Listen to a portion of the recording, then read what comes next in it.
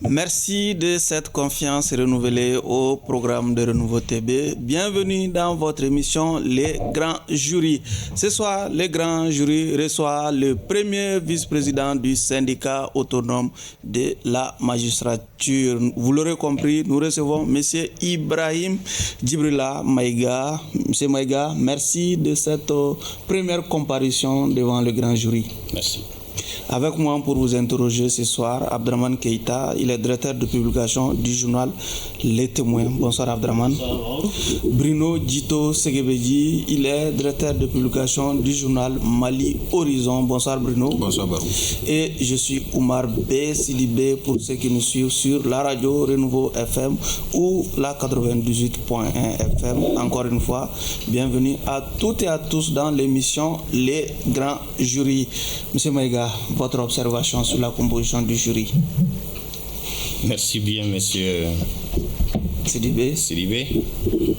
Pour l'instant, je ne peux être que ravi d'avoir en face des camarades, des cousins, Keïta. Voilà, et je pense que ça va bien se passer. Le jury, il est bien composé. Lui, il est Segbedji. Segbedji, c'est pas un cousin de Méga. Un camarade. C'est un cousin de Méga. Ce qui est bien dit, Abdraman, vos attentes? Les attentes sont claires et nettes. Ouais. Ils sont au cœur de l'actualité aujourd'hui. Et d'ailleurs, ils ont toujours été au cœur de l'actualité, les juges, puisqu'on les présente parfois comme les enfants gâtés de la République. On a eu l'occasion d'en avoir avec le représentant de Silima. Aujourd'hui, avec le SAM, le syndicat autonome, syndicat historique de la magistrature, nous pensons vraiment mettre la lumière sur toute l'actualité qui tourne autour de la magistrature. Et nous attendons à ce qu'ils se prêtent vraiment aux questions et qui vont nous permettre de braquer les projecteurs et d'édifier mieux l'opinion sur tout ce qui se passe aujourd'hui autour de la magistrature et surtout le bras de fer qu'il existe entre la magistrature et le pouvoir aujourd'hui. Donc, et puis bon, il y a aussi la particularité d'être un magistrat à la barre. Ce n'est pas toujours tout c'est eux qui ont l'habitude de recevoir les gens à la barre. Aujourd'hui, donc je pense qu'il y a ça fait quand même une certaine originalité de notre entretien d'aujourd'hui. Bruno, que vous inspire d'avoir en face un magistrat syndicaliste dans le contexte actuel? D'abord, se féliciter de l'inversion des rôles. Nous sommes le grand jury et nous avons un magistrat. C'est chose extraordinaire, exceptionnelle pour moi parce que c'est la première fois d'avoir un représentant des syndicats des magistrats. Sinon, nous avons eu l'honneur de recevoir Chérif Koné. Oui, moi je n'étais pas. Moi je n'avais pas fait partie de ce grand jury-là. Et puis, par rapport à l'actualité, ça cadre avec la rentrée judiciaire aujourd'hui.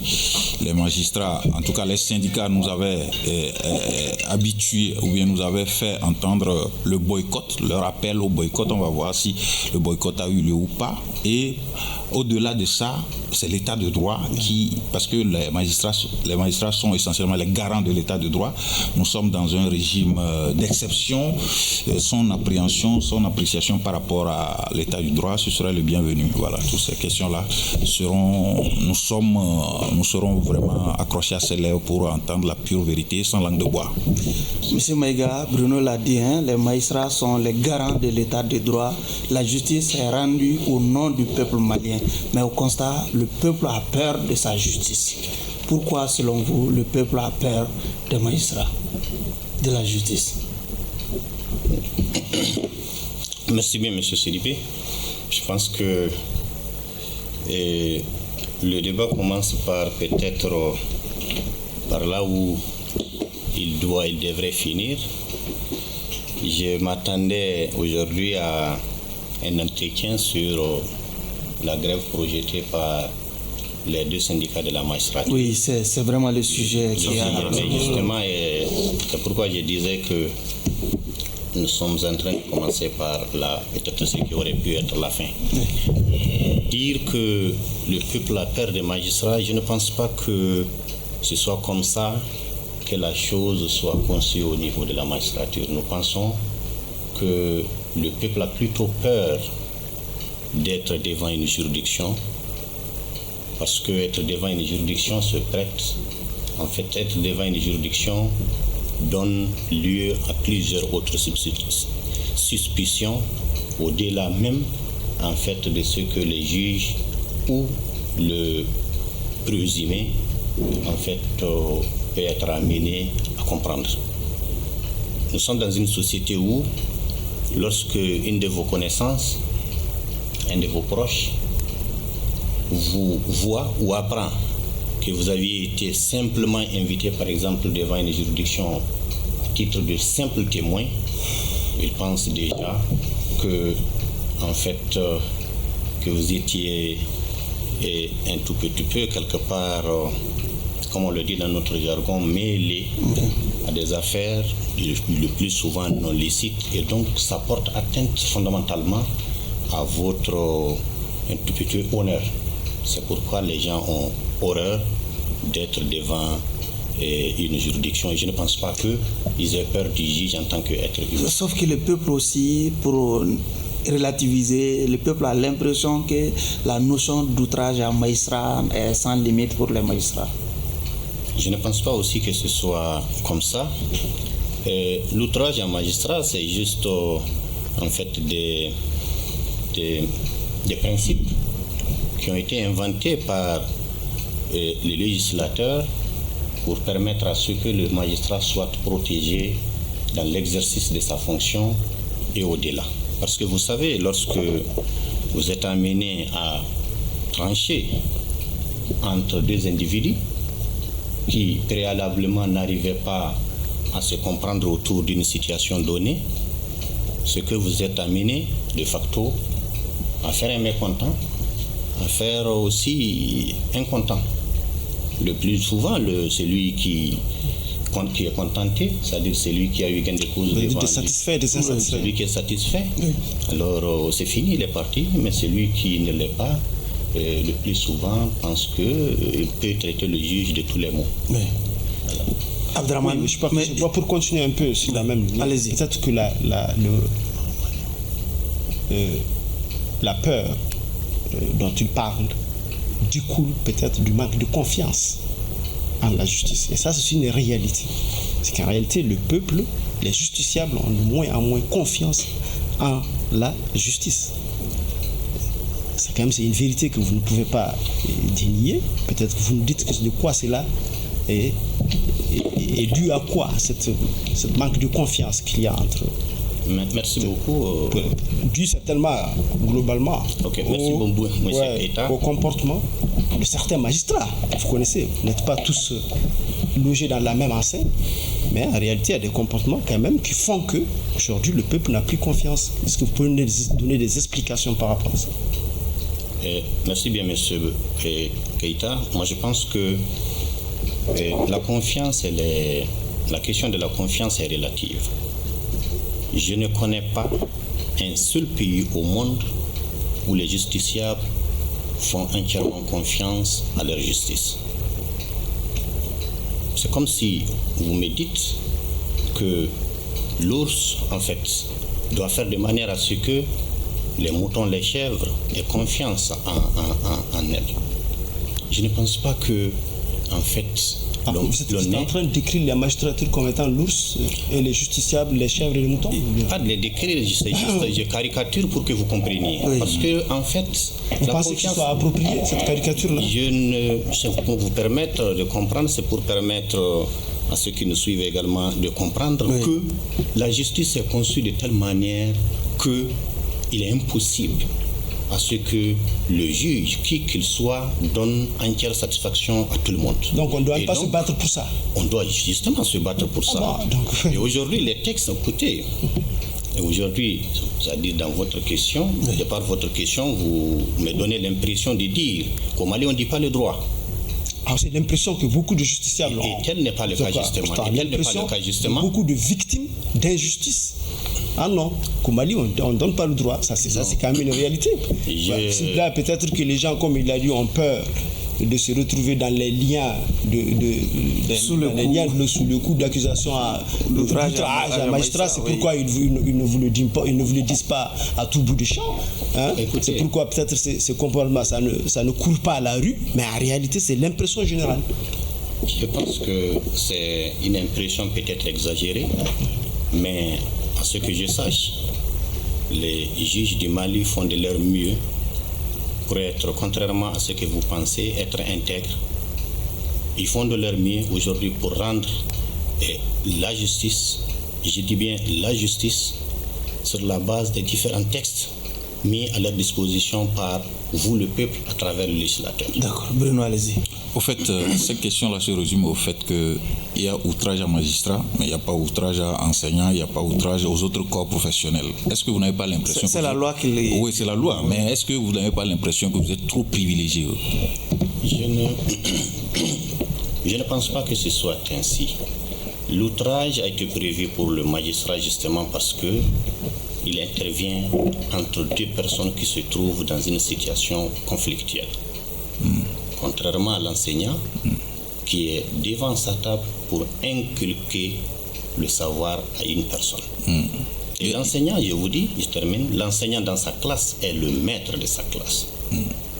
Au point qu'il est prêt tout de suite, si n'eût été les changements un peu en fait des différentes règles au niveau de l'enseignement, à donner tout de suite un coup de bâton à l'élève par exemple qui lève le doigt de façon peut-être non autorisée. Tel n'est pas le cas du juge. Le juge intervient sur une matière très délicate. Il y a l'autre délicate aspect. En ce que il s'agit en fait de trancher entre deux personnes qui se trouvent dans une situation extrême. Extrême parce que personne ne veut entendre ce que l'autre dit. Il est chargé de faire application des textes souvent qui sont mieux connus par ceux-là même auxquels ils doivent s'appliquer. Et du coup, lorsque le juge tranche, il peut avoir effectivement des mécontents, et des mécontents généralement qui après le tribunal, après le procès, peuvent s'adonner à des insultes, peuvent s'adonner à ce qu'on peut appeler en fait tout ce qui n'était pas permis par la loi et de l'outrage pour effectivement le protéger, parce que le juge, au-delà de sa juridiction je vais dire, doit être également protégé, son honneur doit être protégé, son intégrité physique doit être protégée. Pour sortir de la généralité. Dans ce volet-là, pour terminer, il y a le principe qui est assez connu, assez, j'allais dire, médiatisé au Mali. Un mauvais arrangement vaut mieux qu'un bon procès. Au point que, avant même le procès, les gens partent par des moyens détournés pour présenter des excuses, pour éviter le procès. Comment expliquez-vous cela? C'est la hantise vis-à-vis de la justice, non? Je ne pense pas que ce soit ainsi. Pourquoi les gens préfèrent des arrangements en souterrain plutôt que d'aller devant le juge? J'ai bien compris. En fait, personne ne veut être devant un juge. Même le juge lui-même ne veut pas, en fait, que les gens sortent devant lui. Mais effectivement, Dieu a fait les choses de manière à ce qu'il y ait effectivement quelqu'un pour pouvoir trancher lorsque on arrive justement à des situations extrêmes. Et je ne pense pas en réalité que les gens et peur du juge, comme vous le dites, hein, c'est bien ça? Oui.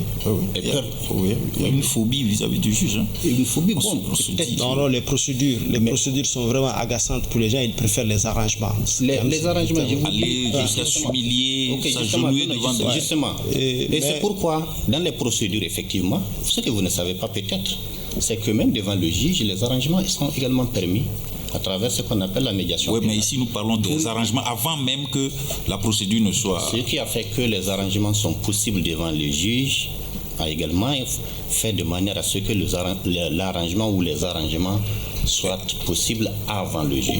Comme vous le dites, un mauvais arrangement vaut mieux qu'un bon procès.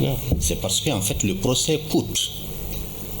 Le procès coûte. Oui. Des avocats qu'il faut prendre. Il faut payer les honoraires des avocats. Oui.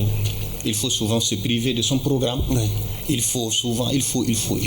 D'accord. Et donc, il vaut mieux trouver la solution entre vous et éviter cette perte de temps, éviter ce stress-là, éviter en fait ces dépenses-là, que souvent en réalité de se retrouver devant le juge. C'est pourquoi devant le juge lui-même, il est permis souvent, à travers la médiation pénale, à ce que le juge lui-même propose en fait des solutions à l'amiable. D'accord. Ça c'est seulement en matière pénale. Allez-y, pour sortir de cette généralité. Pour sortir de cette généralité, il y a parce que vous êtes quand même, je ne sais pas pourquoi, vous êtes pour entrer un peu le sujet en introduction. Sauf que la rentrée judiciaire, c'est le prolongement de l'actualité. Effectivement, mais c'est que les rentrées, ils sont dans la rentrée, pas dans la rentrée, pour rentrer un peu dans notre sujet. Je fais qu'il parle un peu du syndicalisme au sein de la magistrature.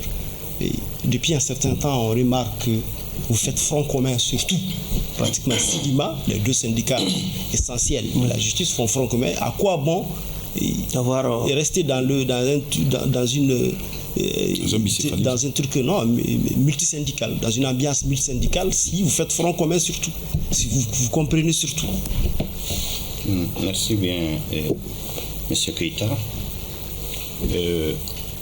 Je pense que le fait de faire front commun, si vous voulez, cette unité d'action entre le SAM et le CILIMA, c'est en fait le temps, le moment qui nous l'a imposé. D'abord, comme vous l'avez dit, je disais, le premier syndicat des magistrats, c'était le SAM. Le seul, l'unique. Le seul et l'unique à son temps. Je ne vais pas lancer le linge sale sur les autres, sur la partie gouvernementale, mais nous avions pensé qu'il y a eu effectivement des manœuvres, en fait, à son temps, nous diviser. C'est ainsi, effectivement, que le CILIMA était né. Ceux qui ont créé le SAM, ceux qui ont créé le CILIMA, pour la plupart ne sont plus là. Et lorsque, en 2016, bien avant d'abord, en 2009, ça, à son temps, nous étions déjà dans la magistrature. Autour d'une revendication, nous avions enregistré un échec dans un premier temps parce que l'État est parvenu en fait à faire rentrer une partie des magistrats à travers un syndicat pendant que l'autre restait en grève. Moralement, on s'était dit qu'il y a quelque chose qui n'allait pas. Quelque chose ne va pas. Pourquoi une partie des magistrats revendique aujourd'hui, avec tout ce que cela comporte comme conséquence, et d'autres à la maison? Moralement, ça ne tenait pas. C'est pourquoi nous avions pris nos responsabilités, c'est-à-dire pour nous départir de tout ce qui nous opposait, pour se retrouver autour d'un idéal et faire un front commun. Et comme on le dit, c'est l'union qui fait la force. Ouais, mais pourquoi j'ai dit, il n'y a pas de raison d'être séparés si vous pouvez tous être dans un syndicat unique. Nous sommes dans une reconstruction.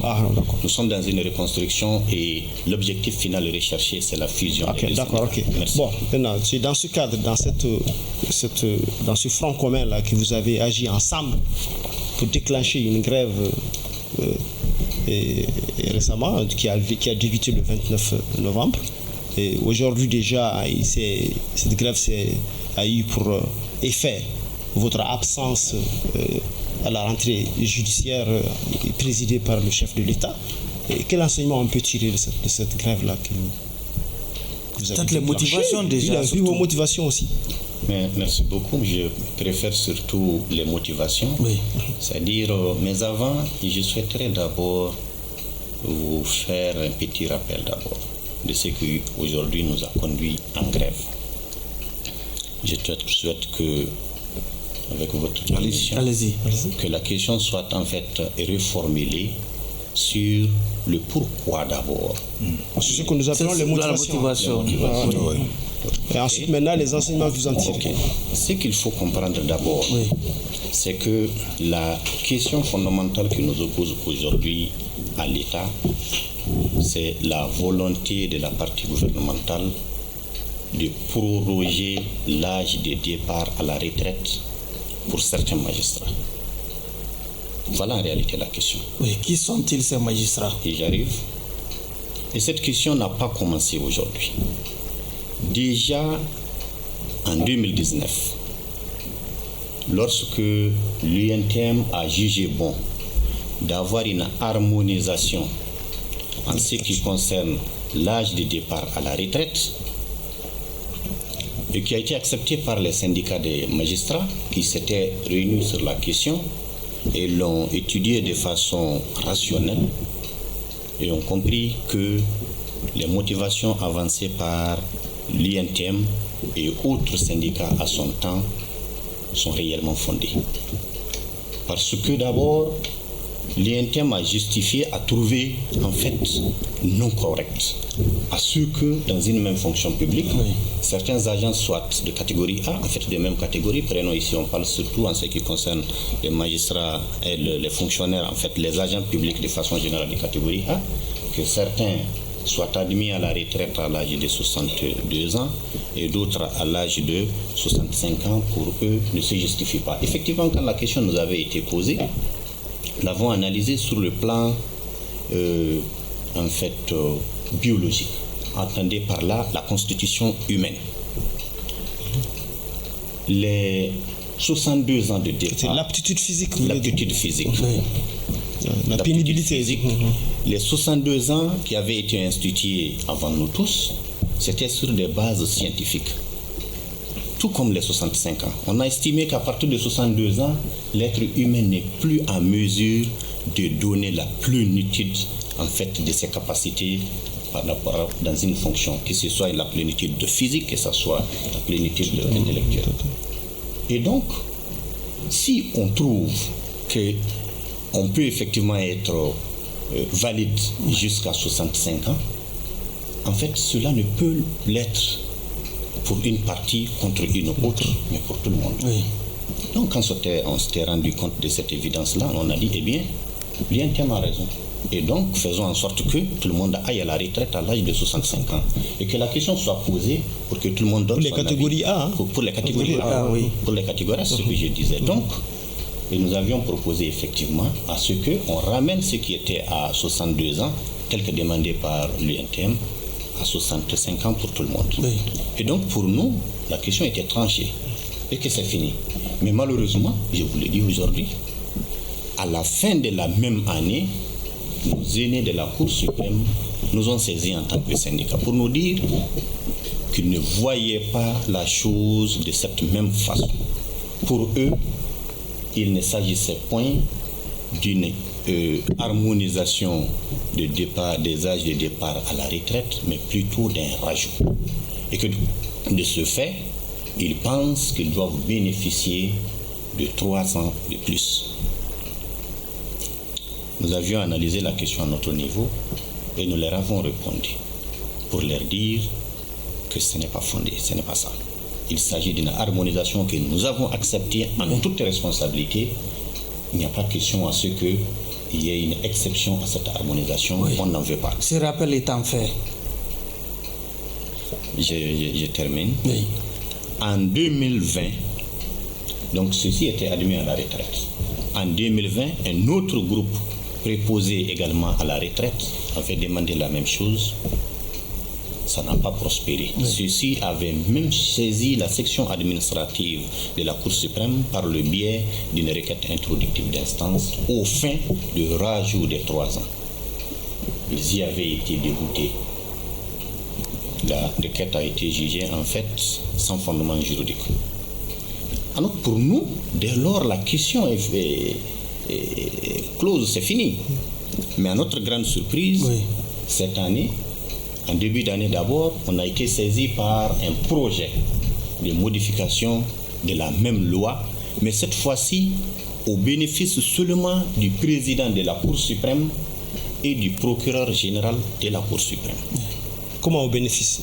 Dans la loi, c'était écrit que c'est leur bénéfice ou bien c'est des intentions? Ils ont été nommément cités. Dans le projet? Dans le projet. Un projet de loi pour 2 personnes. Pour 2 personnes. Ils ont été nommément cités. Et c'était pour leur permettre un rallongement de 2 à 3 ans.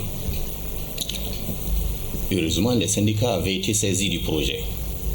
Et les syndicats avaient écrit au gouvernement pour lui dire, si je parle des syndicats, il s'agit du SAM et du CILIMA.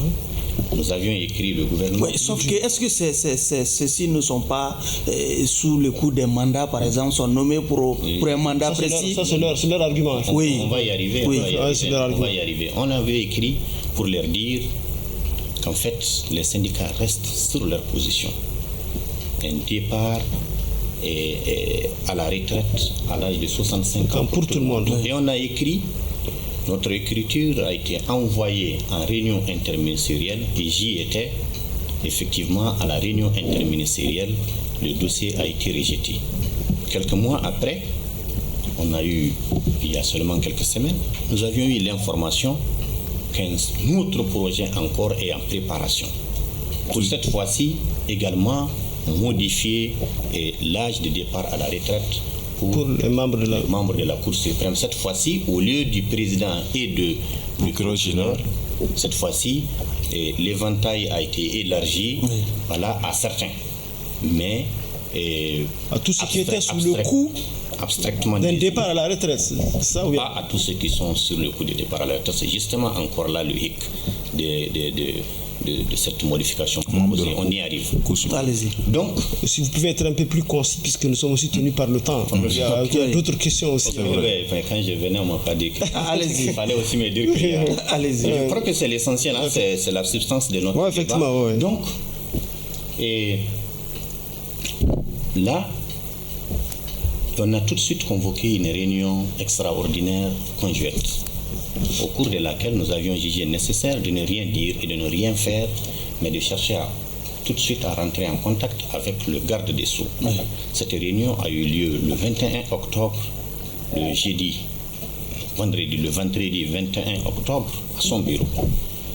Nous lui avions expliqué le fait que nous venons d'être informés par des sources sûres qu'il y a un projet de loi modifiant l'article 8 de la loi 2016-046 du 23 septembre 2016 portant loi organique fixant les règles d'organisation et de fonctionnement de la Cour suprême et la procédure suivie devant elle.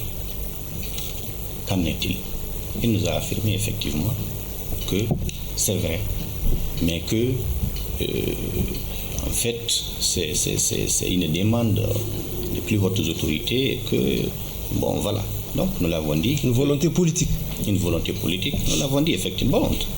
C'est vrai, le gouvernement, l'exécutif fait en fait ce qu'il doit faire. Oui. Sa mission, nous ne l'empêchons pas, mais nous constituons aussi ce qu'on appelle les éléments de participation lorsqu'il s'agit des textes concernant le secteur de la justice. Et à ce titre, nous souhaitons à ce que le projet de texte nous soit soumis pour nous permettre d'y apporter nos observations. Respecter cette démarche participative.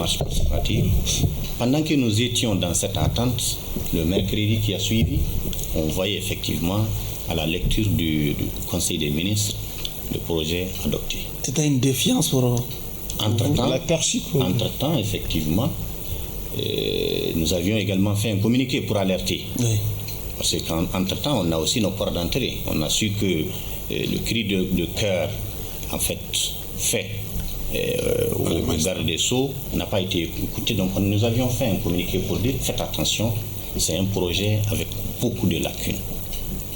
Malheureusement, à notre grande surprise, le projet a été adopté. Et tout de suite, nous n'avons autre chose en tant que syndicalistes qu'effectivement le préavis de grève, d'où ce préavis.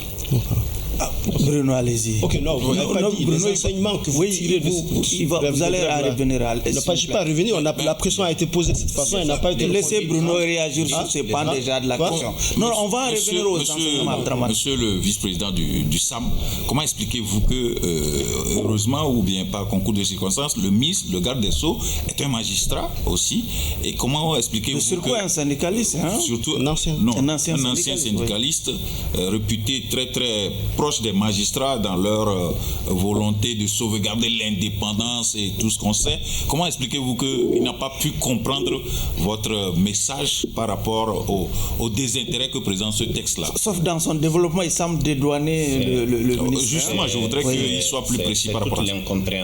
C'est toute l'incompréhension des syndicats des magistrats. Et pour revenir à ce que vous venez de dire, en fait, pour nous, on est syndicaliste à vie.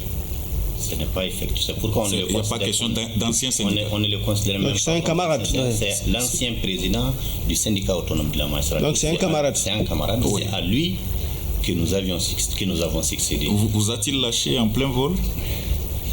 Je ne saurais le dire parce que, vous savez, les syndicats ont leur mission, le gouvernement a aussi les leurs. Donc, à chaque niveau, chacun est dans un rôle. Je veux dire, vous l'avez rencontré, il vous a dit que c'est une volonté politique exprimée au haut niveau. Il nous a simplement dit que c'est une proposition du gouvernement. Et que lui, en tant que il est porteur du projet, et vous comprenez qu'à ce niveau, il ne peut pas se désolidariser aussi du gouvernement. Chacun joue son rôle en fait. Nous ne l'en voulons pas. Nous n'en voulons pas au gouvernement, mais nous voudrons aussi en retour que l'on nous comprenne également dans notre rôle de défenseurs effectivement des intérêts. Et maintenant, cette divergence de vue génère cette grève-là qui est déjà en cours. Je disais qu'on voudrait qu'on nous comprenne aussi dans notre position de défenseur d'en fait des intérêts matériels et moraux également de la propriété. Oui, j'allais dire maintenant, c'est quasiment un bras de fer qui est engagé. Quelle issue vous entrevoyez pour ça? Parce que c'est une grève, vous avez dit dans votre communiqué que ça va être renouvelé. Après 5 jours, ça pourra être réédité. Où est-ce qu'on va alors que vous êtes les garants de l'état de droit, les services publics de la justice seront paralysés? Comment entrevoyez-vous la suite? Merci beaucoup. Je ne vois pas la situation sous forme de bras de fer, mais je la considère comme une incompréhension. Et puisque le gouvernement a ses instruments d'expression, ce sont ceux en fait relatifs au projet, et effectivement un projet qu'il est amené à défendre. Non. Les syndicats ont le leur. Il s'agit pour quand nous vous aussi, appelez même à un boycott d'une rentrée judiciaire présidée par le chef de l'État, vous ne trouvez pas ce n'est pas la première fois que les magistrats déclinent effectivement l'invitation à... Non, il y a eu des cas où il y a une grève en cours, mais à une rentrée officielle comme ça, il y a une parenthèse dans la grève pour que les magistrats répondent à cette invitation officielle en présence du chef de l'État. Mais vous appelez au boycott, c'est pourquoi je parle de bras de fer. Puisque vous insistez sur la question, je vais vous dire, la rentrée des cours et des tribunaux est en fait organisée par la Cour suprême. La loi dit que c'est la Cour suprême qui organise chaque année la rentrée des cours et des tribunaux sous la présidence du chef de l'État, président du Conseil supérieur de la magistrature. Il se trouve que c'est cette même Cour qui aujourd'hui, de façon flagrante, viole des lois de la République. Et c'est pourquoi on s'est dit, en toute responsabilité, que nous ne pouvons pas nous asseoir avec des gens qui, c'est-à-dire de façon flagrante, ça donne à une violation d'une norme pour des raisons qui n'en valent pas la peine. D'accord. Bon, Abdraman, sur les enseignements. Je vais passer sur les enseignements parce que nous restons dans les grèves. Je vais les survoler, parce qu'en réalité, on est en train de perdre du temps. Et je vais survoler les enseignements parce que vous l'avez déjà dit. Je me suis rendu compte dans votre communiqué comme quoi ça a été une réussite totale et vous félicitez même vos militants d'avoir répondu, y compris aujourd'hui au boycott et puis tout ça. Bon, effectivement, je reviens un peu autrement sur ce que Bruno a dit. C'est-à-dire, si vous avez dit que vous êtes disposé, dans le même communiqué, vous dites que vous êtes disposé encore au dialogue. Oui. Et à quoi doit-on s'attendre si l'intransigeance et l'inflexibilité de part et d'autre devraient vous mettre devant le fait accompli? Merci beaucoup, M. Keïta, mais très sincèrement, avant d'arriver à ces conclusions-là, des questions que je considère comme des questions qui devraient être réservées en fait à la conclusion, je voudrais en réalité que vous me permettiez en réalité de vous dire d'abord de quoi s'agit-il. J'avais fait un peu l'historique, mais jusque-là, peut-être vous êtes des journalistes. Mais ce qui intéresse les gens aujourd'hui, c'est vraiment la suite. Tout à fait. Donc voilà. Comment la chose va évoluer si l'intransigeance et l'inflexibilité de part et d'autre doivent par le gouvernement. Merci bien. Ouais. Et avant d'en arriver là, je voudrais aussi que les gens comprennent qu'il s'agit d'une violation de l'article 8, d'une modification, je vais dire, de l'article 8 de la loi 2016-046 portant organisation et fonctionnement de la Cour. Et cette modification, nous l'avons dit, viole les articles 100 et 101 de la loi de 2002-054 portant statut de la magistrature. Et tout notre problème est à ce niveau. Aujourd'hui, le premier objectif du déclenchement de la grève, c'est bien pour alerter. Alerter non seulement l'État lui-même, parce que au sein de l'État, ce sont des êtres humains qui agissent. Oui, M. Maïga, 5 jours pour alerter l'État, c'est quand même trop. Pas exagéré. Et vous annoncez que vous allez rééditer. Non, écoutez, si l'État persiste, malgré vos alertes, et si voilà, à quoi doit-on s'attendre? Nous sommes des juristes, légalistes, nous restons toujours dans le cadre de la loi. Si l'État persiste, nous disposons également d'autres mécanismes de recours, d'autres mécanismes syndicaux pour encore... Différent de la grève. Mécanisme syndical. Différent de la grève. Donc les mécanismes, vous allez encore continuer à déclencher les mécanismes syndicaux. Il dit d'autres, donc ça dit différent de la grève. En fait, puisque les recours judiciaires là, vont toujours terminer par la Cour suprême, qui est partie. Écoutez, dans cette histoire. Donc, c'est le bénéficiaire de la loi. Monsieur Keïta, c'est vous qui parlez de recours. En tant que magistrat, je ne me le permets pas. Je ne me le permets pas parce qu'on est bien en face d'une loi. Et de surcroît, une loi organique. Donc, parler de recours contre une loi, pour un magistrat, je ne pense pas que ce soit... bon, les magistrats sont aussi des justiciables, non? Pourquoi ils ne doivent pas parler de recours pour une loi? Les recours contre... C'est aussi des justiciables. Ici, on n'est pas en face d'un acte administratif. Il ne s'agit pas d'acte réglementaire, c'est une loi. Et devant la situation, qu'est-ce que vous feriez? Ok, dans tous les cas, nous sommes des syndicalistes. On ne va pas ici dévoiler en fait l'ensemble de vos arsenaux. Tous les trucs qu'on a dans le sac. Nous disposons encore d'autres mécanismes pour y parvenir. Je continue sur le boycott. Vous avez boycotté aujourd'hui un événement majeur, quand même, que tout le monde connaît annuellement, qui se répète annuellement. Et pour combler votre absence, le gouvernement a fait appel à des étudiants, des universitaires, des universitaires et des enseignants. Et vous êtes là pour combler votre absence.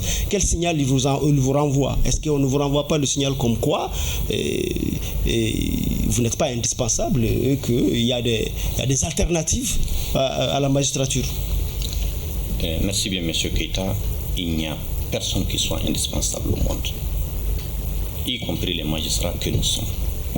Je vous avais dit que chacun est dans son rôle. Nous avions demandé à nos syndiqués de ne pas partager la même table que des personnes qui aujourd'hui ourdissent une volonté de violer les lois de la République dont ils sont d'ailleurs gardiens. Voilà en fait la seule chose qui nous oppose. Nous ne pouvons pas leur empêcher en fait de remplir la salle comme ils l'entendent. Parce que l'organisation de la rentrée judiciaire leur revient. Nous sommes des invités de la rentrée judiciaire. C'est vrai, une rentrée judiciaire sans les magistrats n'en est pas une, on le sait. Parce que fondamentalement... Donc la famille judiciaire est divisée en fondamentalement, la famille judiciaire n'est pas divisée. Fondamentalement, en fait, une rentrée judiciaire est faite pour les magistrats, les autres nous accompagnent. Autrement dit, les officiers, les avocats et autres nous accompagnent. Mais lorsque, en notre qualité même d'invités privilégiés, alors on ne trouve pas nécessaire de nous y rendre, on ne peut pas empêcher aussi aux autres de partir parce que les avocats auxquels vous faites allusion, en fait, ne font pas partie, ne sont pas syndiqués du SAM et du SILIMA. Le SAM et le SILIMA avaient simplement demandé à ces syndiqués de ne pas partager la table pour un moment. Mais vous partagez néanmoins la portée et puis la pertinence des thèmes qui a été débattu aujourd'hui, c'est-à-dire la bonne distribution de la justice avec l'accès de... Vous partagez au moins, vous vous sentez concerné? Ça n'a rien à voir avec... on se sent concerné par le thème. Oui. Monsieur Maïga, il termine. On se sent bien concerné par le thème. Il s'agit ici d'un élément de fond. Nous n'avons rien contre le fond.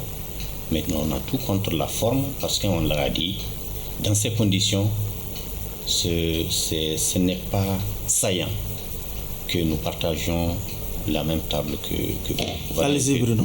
De tous. Oui. Cette grève réveille, j'allais dire, le débat sur le droit de grève même du corps de la magistrature. Dans certains pays, c'est limité. C'est tellement limité, ou c'est interdit même. Le corps est assez sensible parce que vous êtes un des piliers de l'État. Je ne vous l'apprends pas, pouvoir exécutif judiciaire. Maintenant, le judiciaire, pendant 5 jours, sera, vous permettez, en léthargie, ne va pas fonctionner. Est-ce que vous ne pensez pas qu'on peut vous faire le procès d'outrage à magistrat, une rencontre présidée par le premier magistrat de la République, vous appelez ostensiblement à le boycotter?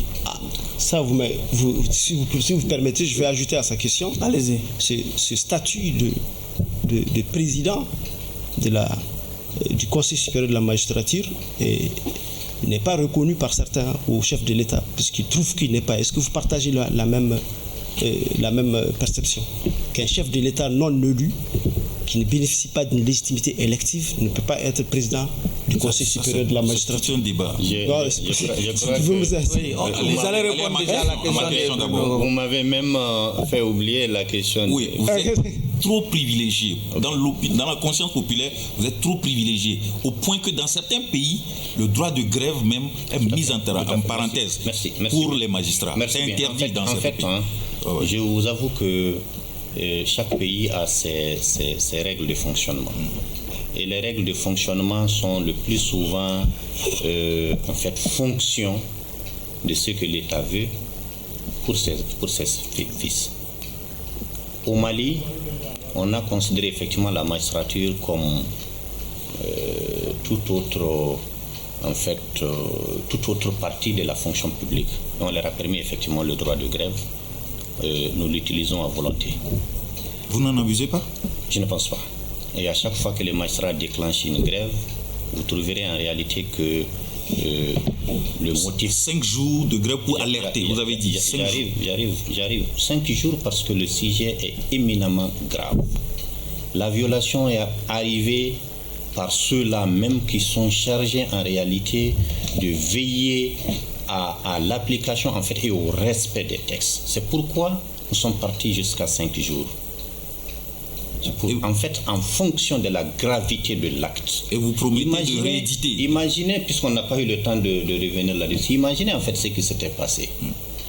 On prévoit la prorogation des magistrats au-delà de 65 ans, au moment où l'article 101 du statut de la magistrature dit qu'au-delà de 65 ans, vous perdez votre qualité de magistrat. Au même moment, on ignore cet article-là, on ignore cette loi-là à travers une loi organique. Alors on procède à la modification d'une autre disposition pour dire au-delà de 65 ans, vous pouvez officier. À chaque fois que vous faites l'affaire du gouvernement, on peut renouveler votre mandat. Il n'y a plus question en réalité de limite. C'est votre dernière question. Et en ce temps, nous trouvons le sujet plus grave qu'en réalité toute autre chose. Allez-y. Oui, je disais, est-ce qu'on ne peut pas vous faire le procès d'outrage à magistrat, puisque vous, je veux parler des chefs des 2 organisations syndicales, Sam et Slimane, vous appelez ostensiblement au boycott d'une rencontre présidée par le premier magistrat. Écoutez, il s'agit de la rentrée judiciaire. Parce que vous êtes prompt à brandir ça, outrage à magistrat. Il nous reste que 2 minutes où il va répondre à la question. Vous pouvez y associer vraiment votre perception de ce statut de premier magistrat à un chef d'État non élu. En 30 secondes. En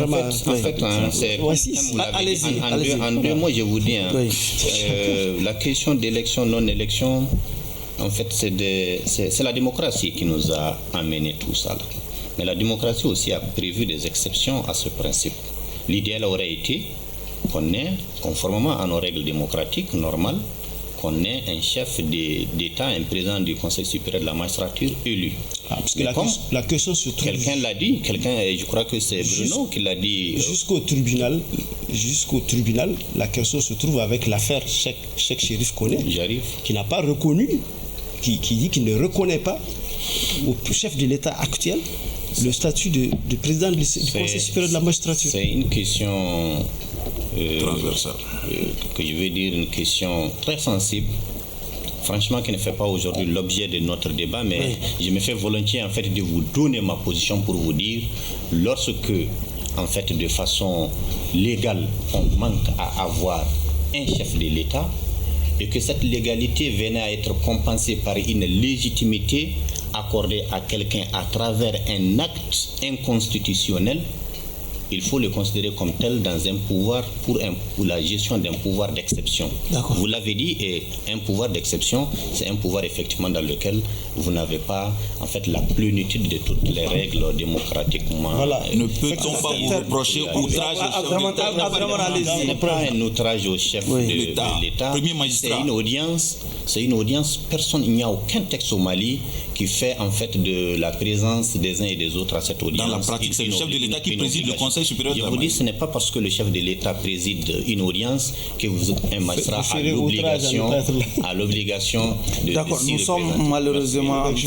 La dernière question. La dernière question, c'est qu'en réalité, c'est que comme il a parlé de bras de fer, le bras de fer concerne également l'avant-projet de constitution sur lequel vous avez aussi j'y ai. C'est là, ça fait l'objet d'un autre bras de fer à venir certainement entre vous et le gouvernement. Mais vous avez dit qu'en réalité que vous n'êtes pas en train d'abuser du droit de grève. Mais moi je trouve est-ce que vous n'êtes pas en train d'abuser du corporatisme, puisqu'on a l'impression que les magistrats ne se lèvent et ne dénoncent les choses telles que la violation de la loi, la violation de ceci ou de cela, que quand ça les concerne personnellement. Quelque part, est-ce que vous trouvez que les magistrats, en se battant comme ça pour l'état de droit, pour la justice, pour l'indépendance de la justice, ce que vous avez dit, vous dites qu'il y a atteinte même à l'indépendance de la justice, que vous n'en avez pas, vous ne sentez concerné que ça vous concerne vous-même. Alors qu'en longueur de il va répondre à la question. On a longtemps toléré ça. Vous avez longtemps toléré ces manquements, ces violations. Vous serez obligé de mettre un terme. Vous êtes réputé enfant gâté de la République. Allez-y en 30 secondes. Allez-y. Merci bien, monsieur Keïta. En fait, ces questions, je vous comprends, je vous le concède, mais ce qu'il faut comprendre, c'est que chaque corporation, chaque structure a ses syndicats. Nous n'agissons, vous nous accusez de n'agir que lorsqu'il s'agit de nous. Effectivement, les syndicats n'ont qualité à agir que lorsqu'il s'agit effectivement de nous. Parce que le magistrat aussi, en réalité, c'est cet agent public. Vous aurez pu agir aussi pour que vos intérêts soient en phase avec les intérêts des usagers de la justice. À des textes si rigoureux qu'il ne peut pas se permettre, en fait, sous réserve de la violation en fait de l'obligation de réserve qui pèse sur lui, alors de s'immiscer à tous les autres sujets. Mais quand il s'agit en fait des questions relatives à la magistrature, nous sommes obligés en fait de nous faire entendre et par les voies légales. Monsieur Maïga, nous sommes malheureusement au terme des débats pour le compte de cette audience. À présent, le jury va se retirer pour procéder à la délibération. Ça a été rapide, hein? Oui. Parce que Abdraman, nous sommes dans les secrets de la délibération. Mais moi je pense que dans l'ensemble, vraiment nos attentes ont été comblées. Vos attentes, hein? Ouais. Nos attentes ont été, je pense, c'est un nous royal. Allez-y. Tu n'es pas mon porte-parole. Oui. Je dis que c'est un nous royal. Oui, allez-y. C'est qui est bien précis. Voilà. Nos attentes ont été comblées. Vraiment, je pense qu'il a parlé d'une certaine façon, certes. Le corporatisme tel que je viens de l'évoquer et la volonté de communiquer au nom des deux syndicats et de justifier la grève l'a un peu emporté sur l'ensemble du débat. Et on a l'impression que l'invité était venu pour défendre sa chapelle, tout à fait normal pour un syndicaliste, pour le syndicaliste qu'il est. C'est pourquoi d'ailleurs il voulait rentrer dans le sujet directement au lieu de passer par des digressions avant d'y venir. Mais dans l'ensemble, je pense qu'il a parlé sans langue de bois. Il est resté droit dans ses bottes par rapport à toutes les questions qu'on lui a soulevées, et avec peut-être un peu la prudence qui sied à son statut de magistrat aussi. Mais qu'à cela ne tienne, je pense qu'il est libérable. Bruno Djito. Première remarque, le temps vraiment nous a joué faux bon ce soir parce que il y a tellement de questions, le temps nous a filé entre les doigts parce que le sentiment, parce que le grand jury aussi doit être le porte-drapeau de la société. Le sentiment qu'on a 513 magistrats, si je ne me trompe pas, à peu près au Mali, et plus de 90 de grades exceptionnels. Et on a comme l'impression que excusez-moi, mais on a comme l'impression que vous faites souvent trop entendre. Vous faites entendre. Vous ne lésinez pas sur les moyens dès que de légers intérêts, je me permets l'expression, sont atteints vous concernant, d'aller à une grève de 5 jours, grève d'avertissement. C'est ça aussi. C'est pas un débat, hein? Oui. Donc, ça Bruno, fait que, allez-y.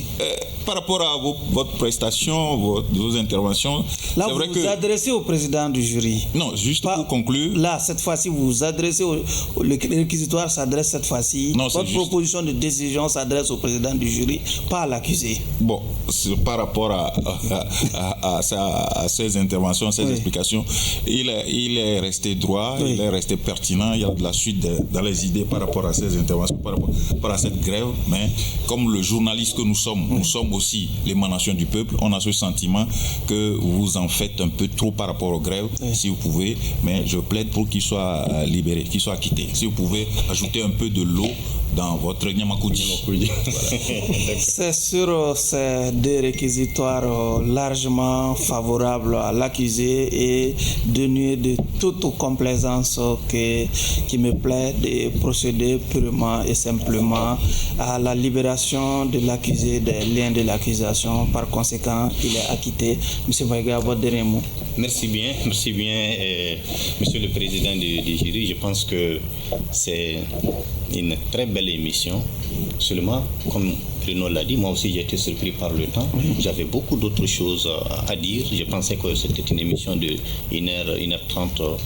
55 minutes. Hein? Je vous invite, Monsieur le Président, désormais, à prévenir les accusés, en fait, voilà, pour qu'ils soient plus conscients en fait, du temps qu'il leur est imparti.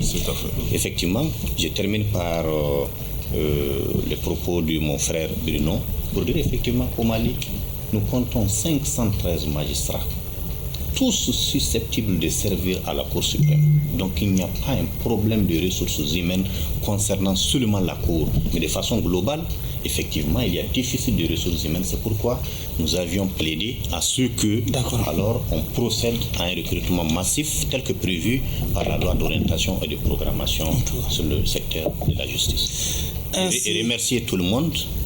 M'excusez peut-être pour quelques insuffisances. Ainsi prend fin ce numéro de votre émission Grand Jury qui recevait comme invité M. Ibrahim Djibrila Maïga, premier vice-président du syndicat autonome de la magistrature. Clin d'œil à ces deux syndicats, en tout cas, qui ont déclenché cette grève de 5 jours. Il s'agit du SAM et du Suleiman. Au revoir.